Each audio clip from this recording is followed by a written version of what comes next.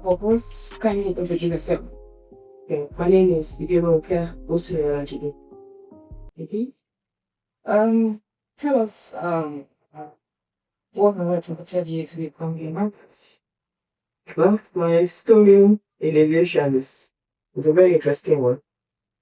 Initially, I started my career as an aircraft maintenance engineer, and I worked for 5 years with Aero Contractors Company of Nigeria. And getting into the industry is actually my mom that motivated me. My mom is an aviation medical examiner, and she's also in the aviation industry. So she was the one who motivated me to pick up the phone and get into the Nigerian College of Aviation Technology.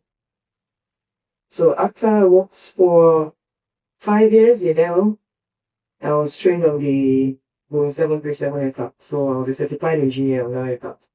And at some point, I thought, if you fix them, why not fly them? That's what I thought to myself, and I enrolled into flying school at Riverside Flight Center in Tulsa, Oklahoma, United States. So it took me approximately 9 months of rigorous work, but it wasn't an easy task going through all the stages to become a commercial pilot at that time. And then when I finished from Riverside, I had to enroll at another school for a month in Dallas to get a type rating. So a type rating is basically a course that a pilot undergoes when the pilot intends to fly complex airplanes. I won't go too much into all the technicalities. So when I got back, after about 6 months, I got a job with Navy Airline on the Boeing 737 aircraft. And I worked with Asman, and then we currently with Epis Airline. Been there for 8 years now. And in 2021, Epis trained me on the Embraer 195 V2 aircraft. And I'm proud to say that I'm the first PA in Africa to fly that airplane. I just got upgraded a year ago. Incidentally, today marks exactly 1 year that I was checked out as a captain in Epis. It's a wonderful day for me and a royal one. So do we say congratulations? Yes, of course. A big congratulations. Thank you. That's really impressive. So can you share your experience or describe your experience flying in Nigerian airspace? Well, flying in Nigeria airspace compared to other places I've been to, because we fly regional, and I've also been to Johannesburg. It's not as busy as other places. And then one downside that we all complain about is the communication radios between the pilots and the controllers. It can get really bad. So sometimes you don't really hear them. And then you have to, when you call another airplane to pass on the information from our airplane or from air traffic control. Or air traffic control sometimes will tell another aircraft, pass the information. And these are things that I don't really experience when I fly outside the Nigerian airspace. So that's like one of the major issues that we have to contend with them. So I just hope that the Nigerian Airspace Management Agency will do something about that, because it gets dangerous sometimes if you remain there. Okay, as a female pilot, what's the most challenging aspects of this job you ever encountered, and how were you able to solve these challenges? Around the world, we know that aviation is actually it's male-dominated. It's a male-dominated industry. I'm very much aware of that. So as a female in this industry, to get to where I am right now, I need to actually work twice as hard as my male counterparts to actually get to where I am. Because sometimes some people perceive females as the weaker sex and just feel maybe we'll just help her move. As a pilot, I always tell them, it's either you know or you don't know. I say you can't go and maybe do some funny things to get to the top. You need to work hard to get to the top. as a female pilot. That's why I always tell people that that's how it has always been.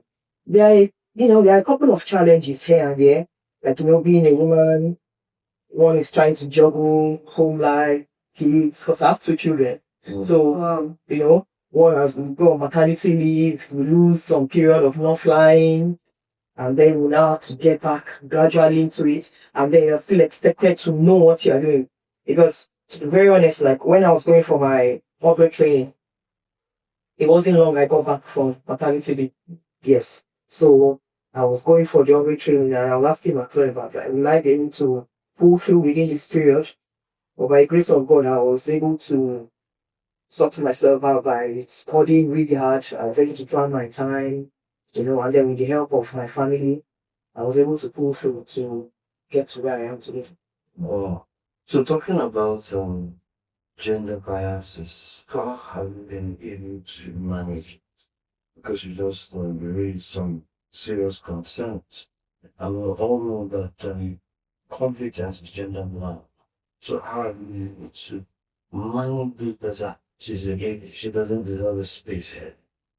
Well, like I said initially, pilots undergo very rigorous training. So before a pilot is selected, there are various processes that the person, or rather the pilot, has to go through. And then also, in this kind of position, because being a captain anywhere in the world, it's not an easy job. And of course, in some parts of the world, like here in Nigeria, it's not an easy job. You are doing so many people's jobs at the same time. Because I was telling a dispatcher that was just employed by Airpeace, he wanted to join me, he asked to join me to go to Abuja. They say it was Abuja based. I just employed him. And I smiled, I looked at him, I said, okay, come and see how we do it here. Because it was a 6:30 a.m. departure to Abuja. And I told them, I said 6:25, I'm shutting my doors. Because by 6:30, that's when I'll start taxing. So that 5 minutes after the engines, I'll start taxing.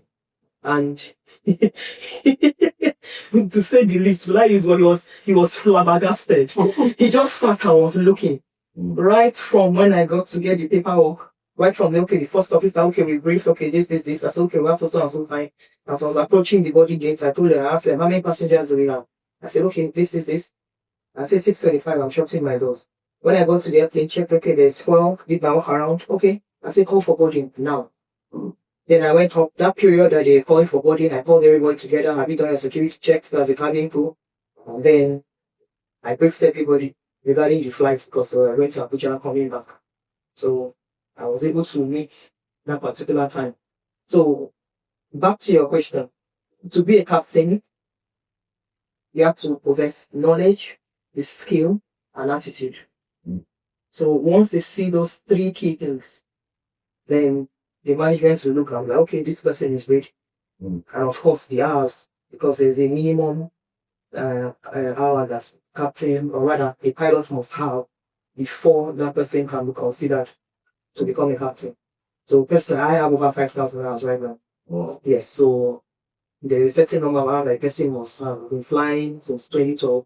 So till now, so it took me a little over a decade to get to where I am. So, of course. So, a follow-up question to that. Yes. In a very highly regulated, sector, and basic requisition from the perspective of a pilot. Yes. Then we also have the home front. Yes. So how have you been, to tell us, how have you been able to juggle all of those things to get to where you are today? I'm sure a lot of people wonder because personally, I'm not a type of person that maybe I'm scared to fly. I'll come up, oh, my child is sick. Or, I don't do that. I'm not, by God's grace, I'm not that kind of person. I don't use all those things to avoid work.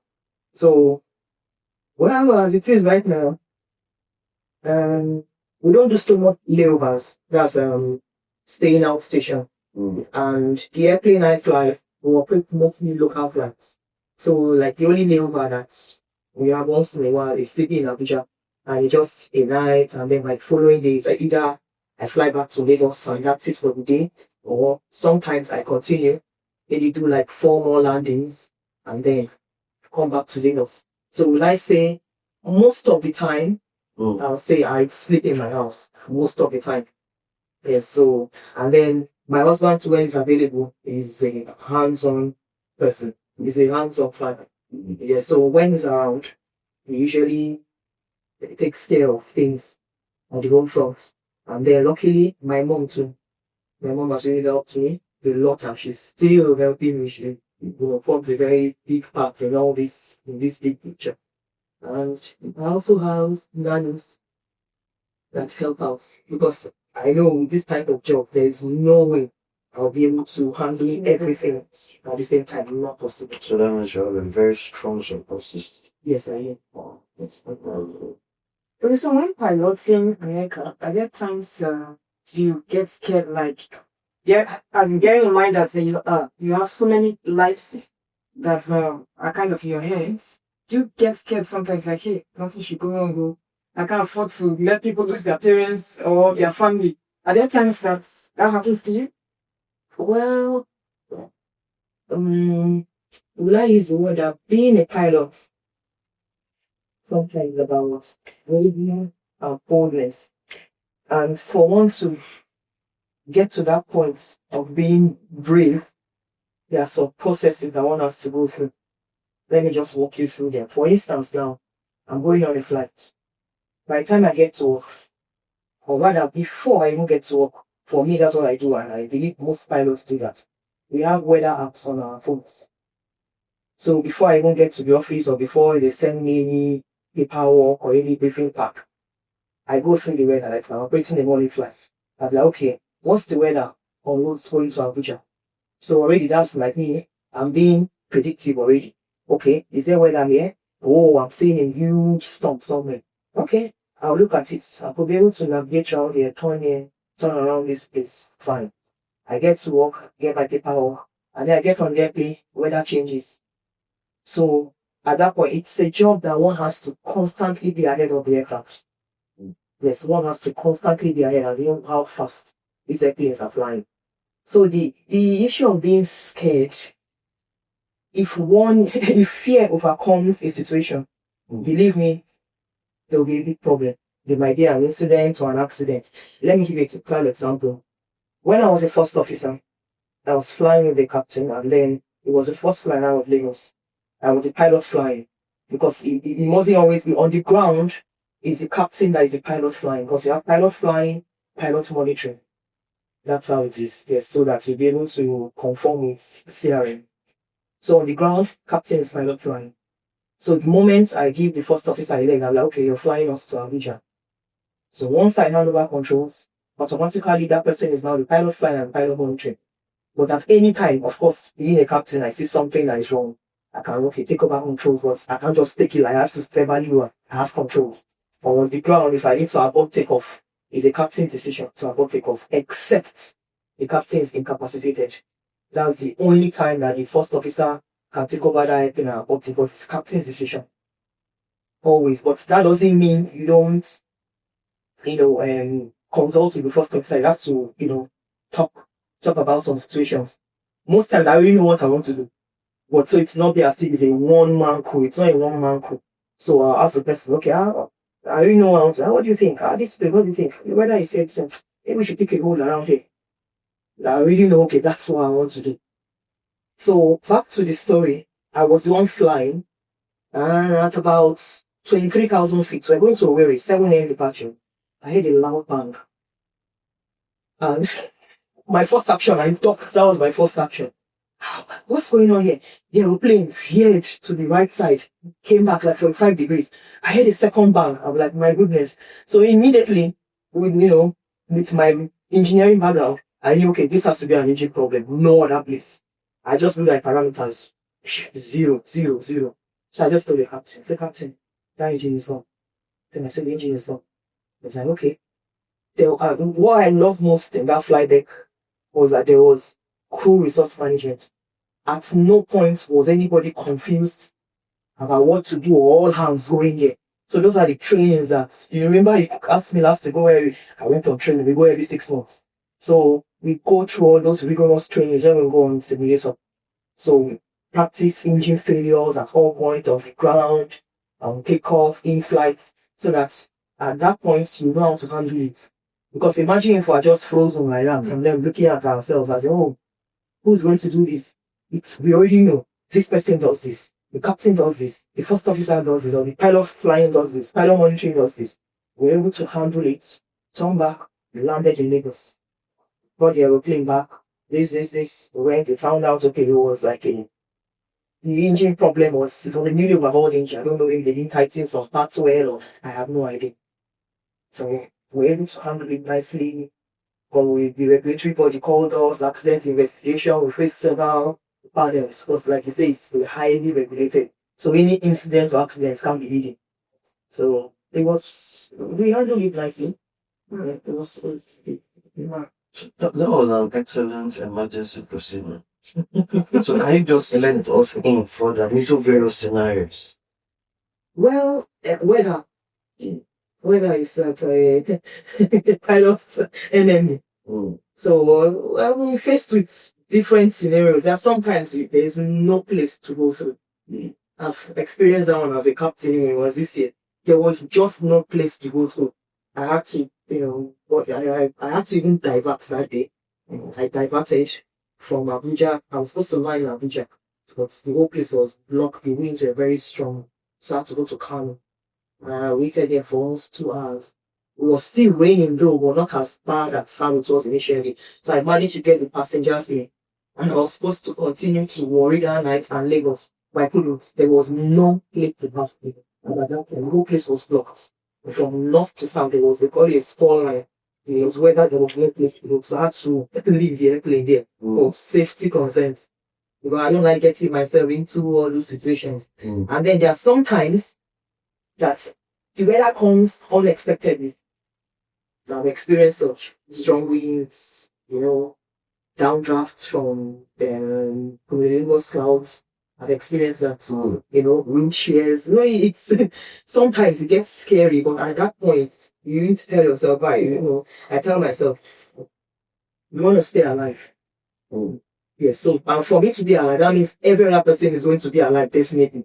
So once I can keep myself alive, I tell people, you can keep yourself alive, every other person is going to live. So, yes, that's what I tell people. So you've seen a whole lot in the last 10 days.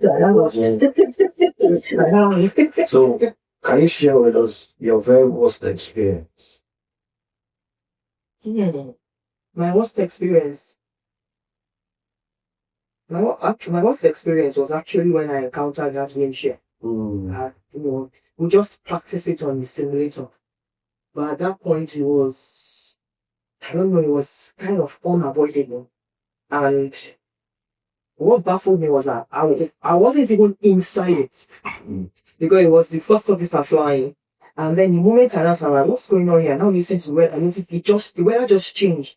It just changed. And at that point, that was when I just told her, look, discontinue this approach. When I saw the way the thing was, I had to take the controls, and then that's when I got the windshield. Like, getting out of it was draining. It was draining. It was draining. Will I call it 3 minutes of my life? It was draining. So and I'll call now my worst experience. Yes, it was. At least you're able to sell good. So, Epis celebrated his historic milestone when he came on board as the first female pilot in Africa. Obviously, you added so much value. So, what would you say to women out there who are so scared of going into any male-dominated industry? What would you say to them? Well, personally, I have this thing that my dad will always tell me, if this person or that person can do it, you can also do it. You tell me they don't have 2 legs. So why do you think you can't achieve that? So it's the same thing I'm telling them. I always remind myself, person doesn't have 2 heads. The person is a human being, like you are created by God, blood flowing through the body. So why can't I also do the same thing that person is doing? Especially if he's getting into this industry and then becoming a pilot. So what I would just advise females out there is, females should study hard because it takes a lot of hard work. As against what people think that, you just go and take off, engage autopilot, CBT. It's more than that. once you engage it, autopilot is a system that can fail at any time. So you are there to monitor the system so that when it fails or if the airplane doesn't know, sometimes it gets lost. It can happen because systems can fail. It's a machine. So you monitor the systems and then maintain situational awareness to know, okay, this is where I am. So you will know, okay, this is the next thing I'm going to do. So I'll just, what I tell you is work very hard to prove yourself so that people will not think you use some other means to get to where you are. Just know your onions. And then beyond sky is your limit. Now, as a female in a united domain, are there times you felt intimidated? Well, speaking from the point of a human being, there are situations we find ourselves in life that we get somewhat intimidated, and then you now talk to yourself and tell yourself, right, I can do this. It's not as if you don't know. I know what I'm doing. So why should I be intimidated by so and so and so? So I talk to myself and then let myself know I can do this. So there's no need to be intimidated by anybody. Yes. Okay, now, are there areas, what are the areas that you think the community really need to improve when it comes to the aviation in Nigeria? Well, let me start from Lagos Airport. The tarmac where the aeroplanes park is small.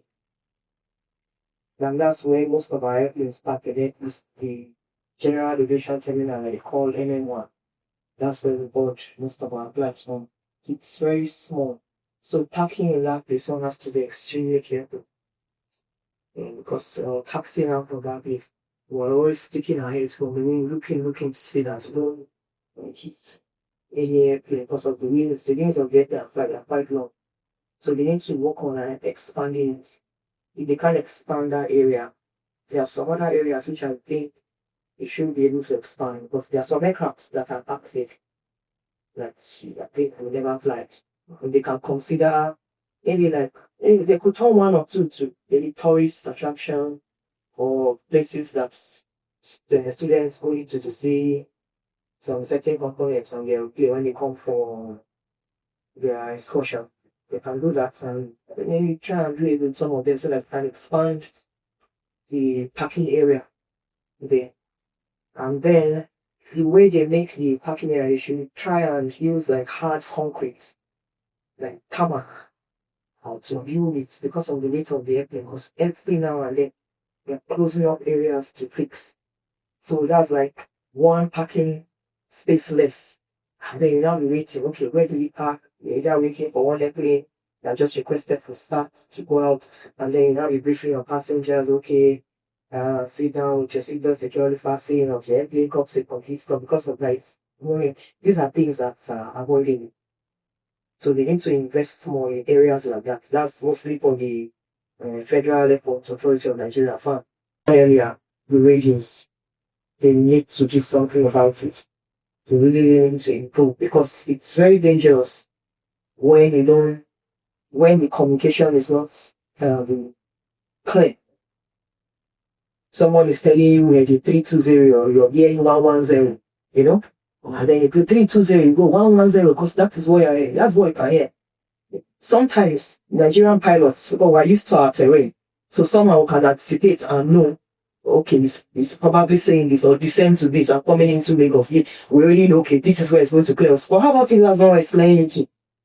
So international airliners, they have a tough time when they come. We hear them on the radio. They have a very tough time. So sometimes we have to be the one to relay the message to them. That okay, it's telling you to descend to 160. We're like, oh, thank you very much, 160. Because it's not clear. Then what do you want them to think? They'll be like, oh, in our country it's clearer. Why is it that when we come here, it's like this? So those are areas that the government really need to work on. So, okay, talking about your professional development, like when people establish is highly regulated about. So, what would you say the professional development so far, in terms of your exposure and all of that? Can you just let us know you've had about 10 years experience, so How has it been in terms of your professional? Well, I'm still, for me, I always tell myself, learning never stops. Mm. So every now and then, anything I can lay my hands upon, and when I have the time, I go and look for it. Like now, I finished my postgraduate diploma in innovation management. Right now, I'm currently doing another degree in innovation right now, an online degree. So it's actually a vital part of any human whatsoever to make yourself better.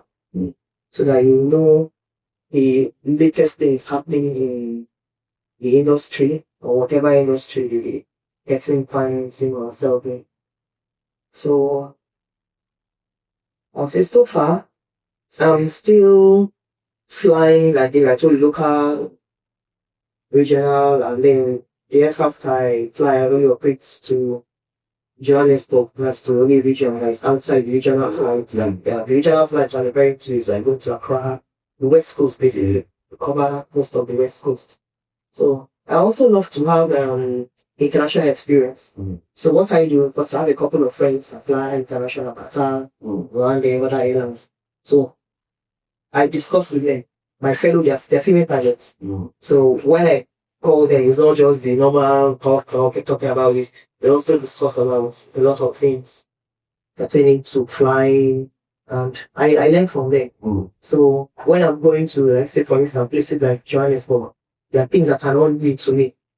I know, okay, I've discussed with this person, I've read this here, because the thing is that no matter how much training one undergoes, one has to keep studying to remember those things. Yes. Because imagine, okay, airpiece is, when it comes to training, airpiece, to be honest, they do a good job when it comes to that, especially I'm talking for the pilots. There are a lot of things apart from the simulator training, that one is mandatory anyway, every 6 months. They also follow the regulations. Also come into the classroom. They do some other courses too in the classroom. Machine resource management, dangerous goods, other things. You go through all those courses, refresher. But the thing is, after teaching a person, they talk to you. Okay, how much did you assimilate? You ask yourself, do I need to go through this again? Because these are things that might save one. Like, let me give you an example. When I was coming back from Johannesburg, I went out to do an usual work out from there.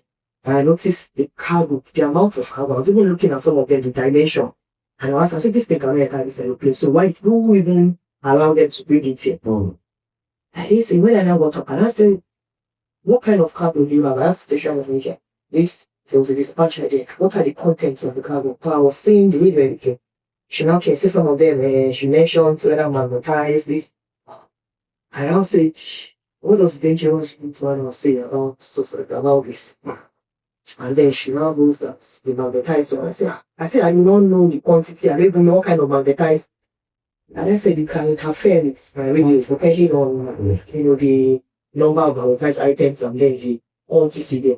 So at the end of the day, she even said, dispatcher now said no, that they're not loading those ones, that they requested for the cargo manifest to know the contents. Because they just wrote household goods. So she requested to see it. And at the end of the day, she said, no, that we can't take them. I said, okay, fine. So imagine if we are not undergone that type of training. I've undergone dangerous training. She has also done it. So those are the kind of things. There are a couple of things I will contend with. So like I said, it's not just you want to fly aeroplane. We just get on the aeroplane and then start taking. We go. There are so many things. There are lots of procedures that will go through before doing that. Has there ever been a time that there was a disconnection? That is why you were piloting. Somehow you will not connect to maybe the control or something. I've never experienced that's like talking about a radio communication failure. Well, I don't think I've experienced something like a total radio communication failure on my aircraft. I've not experienced that. However, Continue from the communication aspects. Okay, like I was saying, so sometimes you call, I don't know whether the controller is seated there at the desk or the person has in the room. I've experienced such that you call and you cannot hear. And then sometimes you already start planning, okay, if this person doesn't answer within this time frame, we need to start planning a diversion. Because you can't go and land if you don't have any clearance to land, there's a violation. So I've had instances like that, but well, at the end of the day, the person will now answer. So I'll say I've never been faced with a situation whereby I have a total, let's say, breakdown in the communication or a disconnection from the controller. I've not experienced such.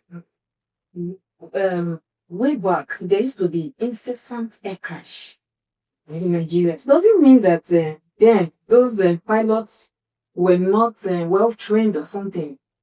Or is it that they could not manage the situation that led to the crash? Then because now it's reduced. In fact, we hardly hear of a crash. Yes, very reduced. Okay, talking about accidents. There are several errors in aviation that aircraft pilots have gone through, and therefore coming to this particular era that we are right now, there are lots of changes thanks to crew resource management training, and also these are other trainings that we go on every 6 months to reorientate us about emergency procedures and critical thinking and decision making processes. So back in the days, the CRM in the flight deck was like this. So it's captain, first officer, whatever the captain says, whether it's wrong, whether it's right, he won't put it down. So the first officer might have some reservations, but may not be able to say anything like that. I talk now, the captain like, I'm the god on this aircraft. They did not say that to me. So it used to be like that. And it was very, very serious in some parts of the world. It was really bad. And then at that time too, maintenance was not properly monitored. So there's some checks that are supposed to be done at that time at some certain periods. And then they go give it to the regulatory body, I don't know, and they get some form of extension. Then they are outside their limits. Because there are some parts of the aircraft that must be serviced or changed within a time frame. So it's written there, that's why we have a technical log that is filled out before each flight and after each flight. Because before the flight, one has to write flight details and some other things there. And then, like for me, when I go there, each other pilots, so I go backwards to check whether, okay, has there been a defect on this aircraft? And then there's also a daily status report that we get for each airplane. So you see, okay, is there anything here that will affect my safety for today? You'll see it there, it will be written there. Okay, has it been cleared? If it's something that will affect your safety, you will see it there. It has been cleared. Yes. So it's a deferred defect sheet. It's usually inside the technical logo. So I also check it. And then some particular items. Let's say, for instance, now maybe APU, the auxiliary power unit. That's all used to for electrics and for putting your airplane on ground when the engines are not running. So let's say it's not working, for instance. You are allowed to go without the APU, but then you have to think, okay, the station I'm flying to, do they have an external cast that will give me air to start my engines? Do they have a ground power that will give me electrics on the aeroplane? So you're already thinking about those things. So even if they tell you, okay, yes, the book allow the maintenance manual is written there, and also our own manuals, it will tell you, okay, it's good for the next 10 days. You can be flying without it working. No problem, I can go. But then, if you're getting into a station without those things, I'm like, hey, come on. This station doesn't have this. Fine, I can go without this particular AP working. But when I get there, what do you want to do? So things like that. I say, okay, what do you want? So those are things I have to check to make sure that, okay, yes, this aeroplane is certified safe to fly. Okay, as this check they carried out is there. Okay, the next G1, you see it. This one was done here. The maintenance was carried out. There's an airplane folder. The airplane document is on the aircraft. It's permanently there. So once they do any check or anything, they update, they put a new one. Any document that expires, we have a library service. So it's the team, the library team is their job to update those items. So every now and then you see them coming to the apron, going around each aeroplane. They already have, okay, this one is expired, the insurance is expired, so and so. So sometimes when you say, that captain puts you, I'm like, oh, okay, thank you. They put the new one because I already know this thing's expiring in maybe 5 days time, or the radio license, or whatever it is, everything is there. So like you're asking, those days they weren't really, following those things. They weren't really following all these like processes in those days. Coupled with the fact that I don't know whether some of the pilots when they're going on training, I really don't remember what they're doing because those days I wasn't a pilot then, I wasn't even flying. So about 80 to 85% of aircraft accidents is caused by human error. So it's caused by human error. So those accidents, were actually caused by human error. Most of them, not all. Yes, most of them are caused by human error. Some of them is the equipment. That's why I have to go into details about maybe an item is bad, the extent, it has to be again a time frame before you regulatory body will accept, okay, you can go from maybe 4 more landings, but then you have to do it because it's still within that time. But I must say, in airpiece, we don't wait until that time. Maybe they say, okay, this check must be done 5 hours. We don't wait until it is 5 hours. No, we don't do that in airpiece. We wait maybe like he has only 10 hours or maybe 490 hours, then it's done. We don't wait until it's after 5 hours. We don't do that in airpiece. Yes. That's impressive. So can you walk us through your experience with flight planning and navigation? Okay. Flight planning is done by the dispatchers because when I come to work, we have the aircraft dispatchers. The first thing I do, I go to the dispatch office. But like I say already, for me, I have apps on my phone to check the weather because it's very important for me. Whether it's bad, whatever papers I can't go in. So I have weather, and then once I see okay, it's something I can navigate through. Before I even get to work, I call them. I'm like, okay, maybe for instance, they're giving me 6,000 kilograms of fuel. I'll call them so they can change their paperwork, or if they've not done it, they just change the figures before printing out the paperwork. Then they give me 6,500 because of the weather. And by the time I turn around navigate around the weather, I'm burning more fuel. So I call to let them know. Sometimes I do that. Or when I get there, because normally we report 1 hour before departure time for local flights. And then for regionals, 1 hour 30 minutes. Likewise, the Johannesburg flight. So you have ample time to go through things before going to the airplane. So once I get here, I get the paper. And then we're going paperless very soon. So they'll be sending us briefing apps to our iPad so you see everything. You don't need to be going, this one, you see everything already. Yes, we're going paperless very soon. We are testing the process. So I check my weather, check the daily status report for the aeroplane. I look at everything. The weather ahead, it gives me like sometimes 6 hours, in 9 hours, sometimes 24-hour frame. I'll see the weather. Even if it changes, it will not be too different from what I have there. So already I can predict, okay, this was going to happen. Then I can now be proactive and know, okay, this is what I'm going to do. So I get all those. They briefly the dispatcher, okay, this you give me, okay, we're going to this place, we're going to so and so place. And then from there, I roll my first officer to the airplane. Just to save time. If not, something like cabin crew can come, you can brief them. But like, okay, once I've called for boarding, when they're coming, we still have like a short period and still brief on the airplane. So let's save time. Better is done on the airplane. So we can save time and go early. So from there, I get to the airplane, then drop my stuff and then walk around. I go around, even though engineer has done what I like to see what I'm flying. Because sometimes the person might have forgotten something. So that's why in aviation, there's always a duplicate inspection, mostly in engineering. So I do my walk around everything, getting okay, I have documents, check the documents, I check the tech law, cabin crew, they have their own checks too that they do.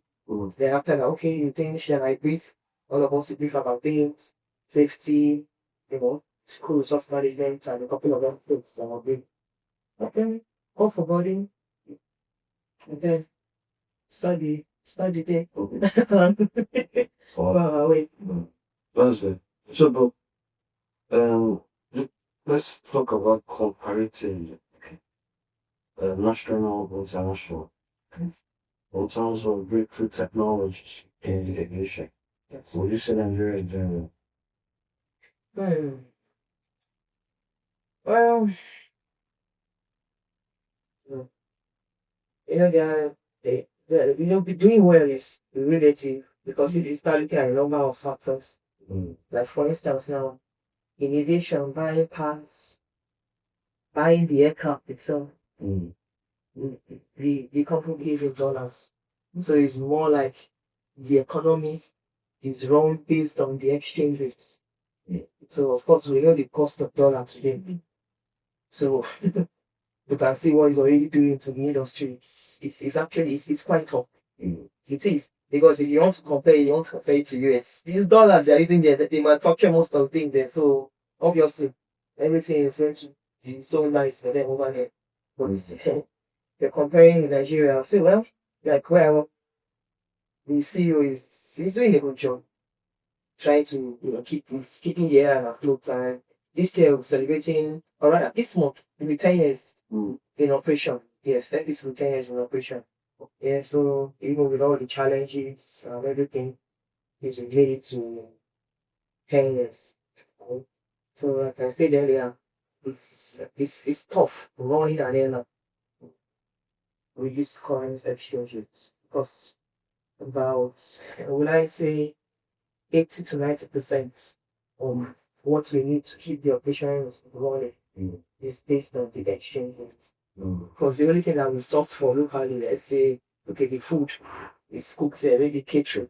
So I'm sure that they will also increase their price because maybe the equipment that they use to prepare this food, apart from the staff, the equipment that they bought to prepare, probably it's dollars to buy it, so they will increase it and tell you dollar has gone up.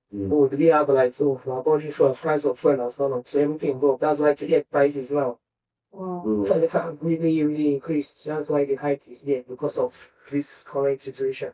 So right now, the aviation industry, I would say it's not really doing too well per se because of these factors. But It's not really doing well because of these factors. yeah, but I still believe that you guys are still doing well because in terms of human capital, being a highly regulated sector, there are no compromises because it still aligns with accounts by account standards, right?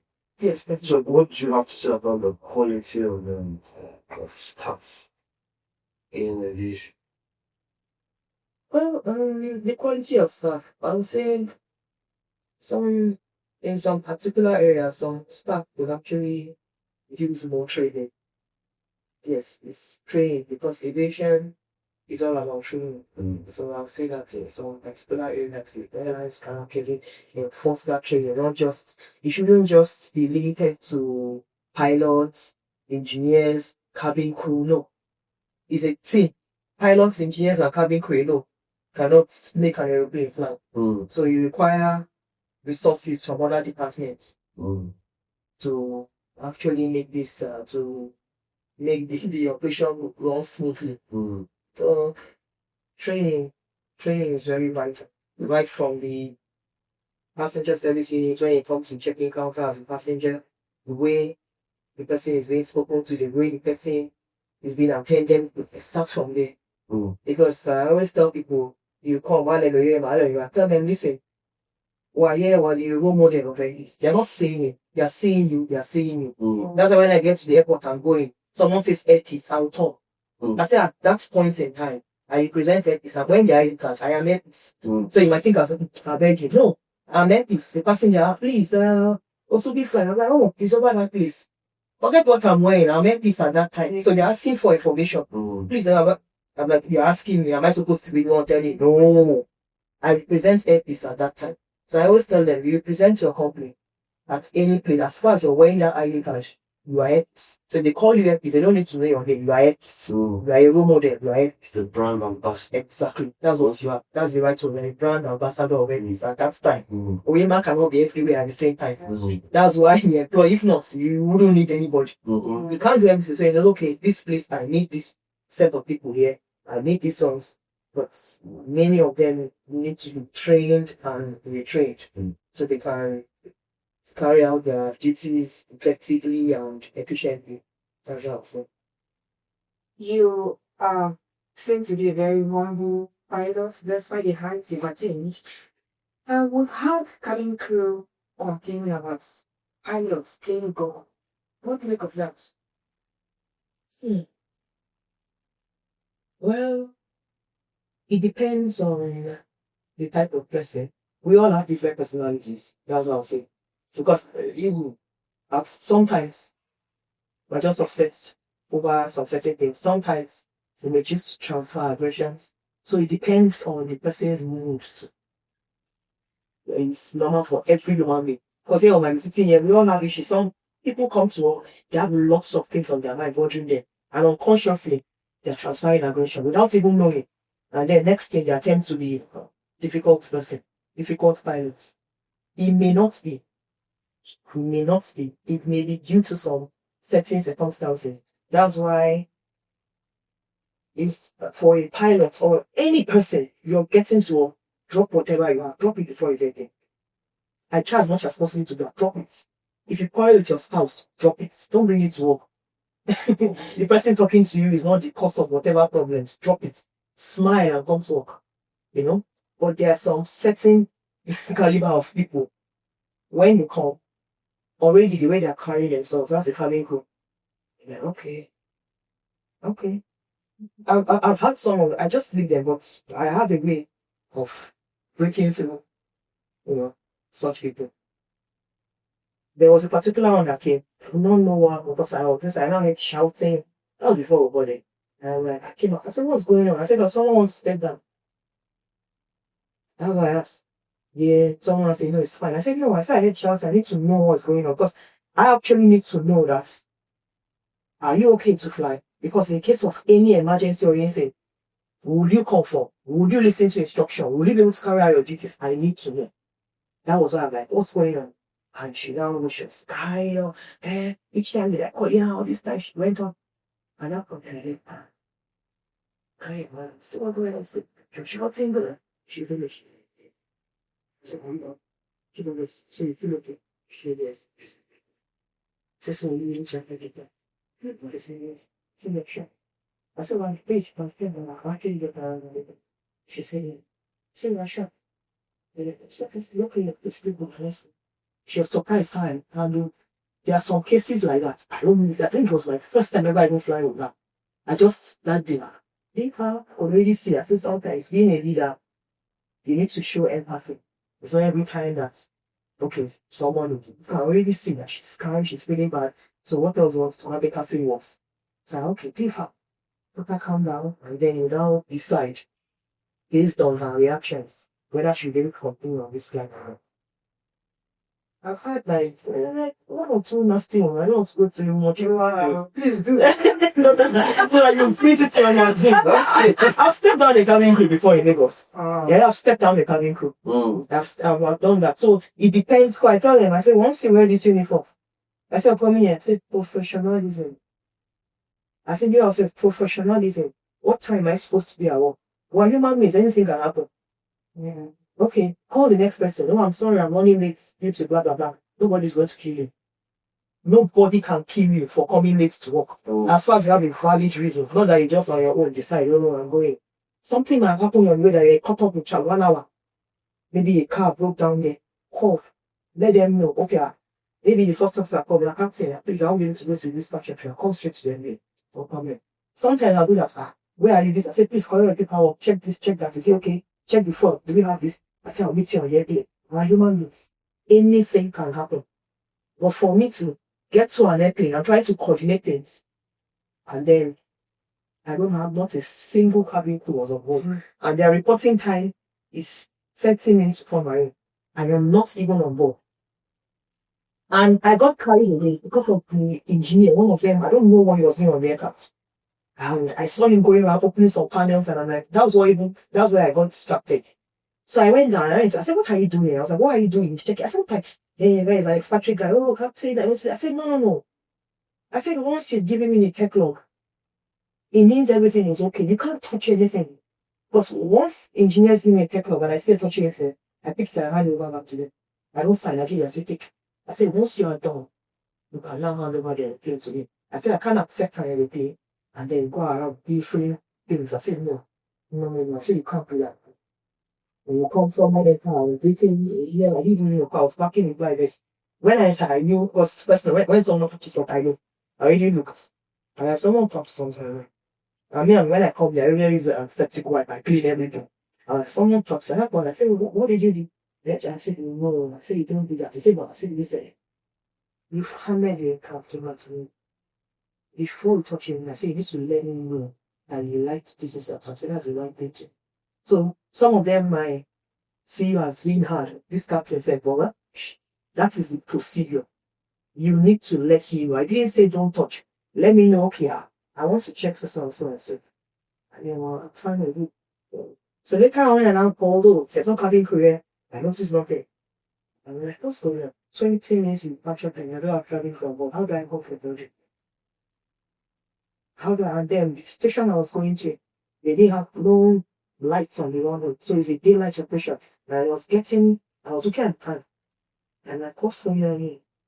Eventually, I called the operations control center. I told them, send me a fresh copy of our vehicle. Oh, they went around this is the cabin around came. And what happened? They just returned. I said, no, come on over here. I was really upset that day. I say I had to chastise them. Now, that's going on. And then it was the lead crew. It was her response that made Mr. Hannah. Yes, it was her response. The way she explanation. I was so fine. I said, there's no longer conversation. Just keep talking. I said, I said, just stop. Stop. Right in her face. I said, send me. They have really a lead crew. I said, send that lead crew to me. And I stepped out down there. Yes. And when I stepped out down, I wrote a report when I came back. I sent it. They called, I said, they have to write a report. She went on and on, ranting. So whatever you want to do about because you cover what you want us to do. I said, no. I said, my own duty is to operate the flight safely, come back, and I need to make a report about my flight. This is what I made a report. However you want to handle it, I said, not to you. I said, I'm not to decide what you should do. They call, what do you? I said, no. I said, not for me. I said, no, no, it's short to take. So I paid my part. I left at that, so then I used it. Wow, so finally. What would you say to your advice to people out there that, we all know that air transport, accidents is very rare. It rarely happens, but it's usually fatal when it happens. So because of that, there are people that are so. I usually tell people that want to fly, they should orient themselves a little bit about aviation. Let them know about some certain technologies, some certain conditions, because I've had passengers like now, when I land, I come out. Sometimes I come out to thank you, but I come out to tell my passengers thank you. So that they can put a face to the pilot or the captain that has flown them. I come out to come and do that. And I've had passengers saying, everything nice, they're coming here, so they're coming in too fast. Just be quiet. Imagine if that person had gone to go and read about it. Well, okay, this airplane weighs so do they know the weight of that airplane? The maximum landing weight is 54,000 kilograms. And then sometimes I'm landing at max landing weight. What do you expect? Obviously, my speed is going to be high. I'm not landing 20,000 kilograms at it to be here. It's 54,000. So imagine if they're on the 777 going to London. What would they say? That the speed is what rockets. So, you have things like that. Oh, I'm like, no, you need to, acquaint yourself with some certain things, certain conditions, like something like that. You should know, okay, this aircraft, okay. And then many of them don't listen when you brief. There are a lot of passengers don't listen. Well, the other have headphones or they plug their ears. They don't understand. So I asked myself, in case you need to evacuate, what's going to happen? I have an engine fire. I land and I say evacuate, evacuate. Captain, you just sit there and wonder, what's going on? What's going on? You just plug your head onto the flags. They don't know what's going on. So passengers should listen. They don't listen because I always tell them in flights, I brief them on ground, the welcome briefing, and then I always tell them I'll get back to them with the weather in flight. In flight, as soon as I get the weather, I tell them again. So I will let you know, okay, expect some slight bumps. Then it's going to be, you experience some light stoppiness or moderate slowness. I'll tell you, I always speak them. Many of them don't listen. So the moment you get into it, they now start hearing, nothing, the person is shouting there, shouting, Jesus, shout. I say, well, many of them don't listen. Yeah, their situation, there are some of them, like I said, that are unavoidable. They are unavailable. Now, okay, the weather, you have to look for what I call it the best cloud to pass through. Sometimes we get into situations like that. You need to look for the best cloud to pass through. Because I had one night too. I was coming back from Rio, and the first officer I was flying with, will I call it little bit new, maybe like less than 2,000 hours. When I won't call it new, less than 2,000, maybe new on that particular, on this like, yes, that's well, very true. So I had that. I was off worried when I saw the weather. Okay, today, not today. So coming was night again. So going on. Meanwhile, these are instruments to navigate. So I'm sure you want to talk to that. It's instruments. You asked me about navigation. Instruments. So it's part of the rating that a pilot must get if you want to go into commercial flying. After private pilot license, get an instrument rating, then commercial pilot license. Then 1,500 hours total flight time, airline transport pilot license. Without that, the person cannot be a captain. Yeah, so those are the stages. Yeah, so, based on the instrument, I could already see the weather radar and say the weather. So already, I was already proactive. So I told the first officer, I said, the way this thing is going, the runway is here. I said, but there's weather, you're just sitting there. I'm just sitting on top of that place. And we're coming, I said, you know what? I said, I'm not going to go across. I will cross it and attempt it from the other side, which is from the west. So I told you to request from the controller. Because already I've seen it, so you have to keep thinking ahead. What do I do? What is this on? Because the whole place was blocked, weather. So at the end of the day, I attempted doing that. I couldn't get in still. It was a huge storm. So I now told him, I said, you know what? Let's just get out of this place, go to a play area, and let's see what's going on. So even to, maneuver around those clouds was tough. I even got into some of them that slots. They were playing everywhere. Yeah, so I did that. And then I heard one international airliner. I'm like, what is this guy doing? This guy is carrying almost 200 and something passengers. And I'm coming in. The guy attempted. And the next time on the radio, I found, this is, I'm like, you see, I said, I don't know what you're going for. I said, didn't you hear the names? I was wondering. So I requested for something else out of me. I had to control about me. Once things on I have to me, I always ask for change or don't make. I'll take it with. I just check my phone. Oh, I have enough phone. Because it's part of the planning. When you're planning fuel, you have to plan the trip fuel, alternates. You plan for the holding minimum reserve. It's part of the planning in our phone. So once you have that one, you are good. Once you have phone. So I had fun. I said, well, it's good. I said, let's try. And I requested from controller, okay, this. And I said, there's another car picking off. I said, okay, I'll pick a hold, I'll take a delay. At the end of the day, when I was trying to talk with him, he stopped. I covered the whole area. Sorry, after he got to this, I said, I don't think we will do this, that. And then I said, I take what and that's it. So the controller now goes, this, blah, blah, blah. He said, we're discussing that's intention. I said, that's it for now. So that night, I went for something. I was there for almost, I know I had enough. I didn't get back to Lagos until 2 a.m. Wow. Yes, I got those passes. I had to wait. It was a huge storm that was there. So we face, challenges here and there, but like I say, it's getting through it. You have to get through those challenges and I don't know, get the job done safely. Well, this is off the cuff. It's all answers. Okay. And I learned that pilots are very reckless when they're on the road. Is that okay? Driving? Yes. Yeah, because sometimes they find it difficult to switch. The moment they start, of course, they're no more on air. Now they're driving, steering the wheels. And now they're usually very reckless on the road. Is that true? Honestly, it's my first time hearing that. No, I know a couple of pilot friends. this is my first time hearing that. Mhm. I know if one is a reckless driver, person is a reckless driver now. But sometimes it depends. I mean, my driving depends on my mood. Yeah, sometimes you can speed, right?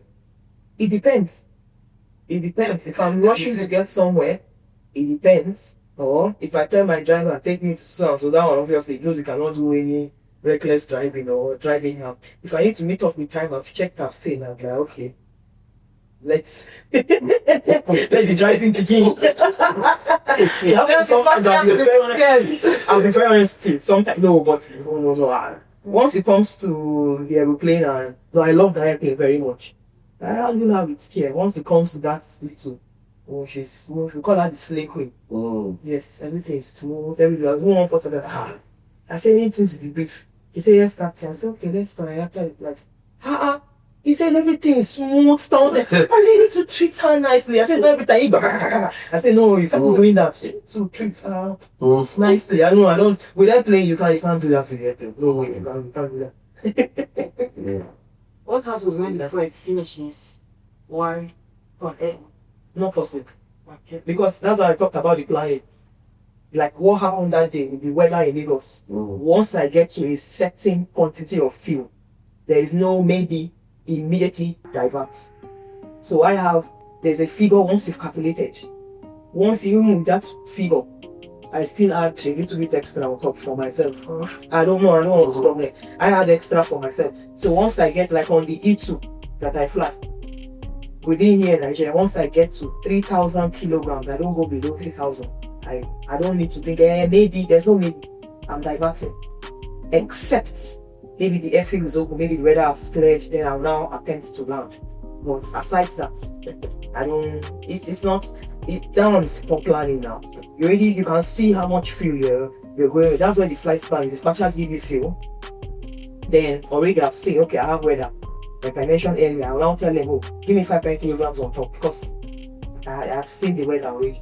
So with that, you know that I can never run into problems. So with the 500 kilograms I can hold twice or 3 times because if the wind is very strong, I'm like, okay, let me hold on and see. It's blowing this stormy wind, very strong wind. So by the time I go maybe 3 times, I'll be able to just sneak in and launch. That's why. Thank you very much. Thank you so much. Nice.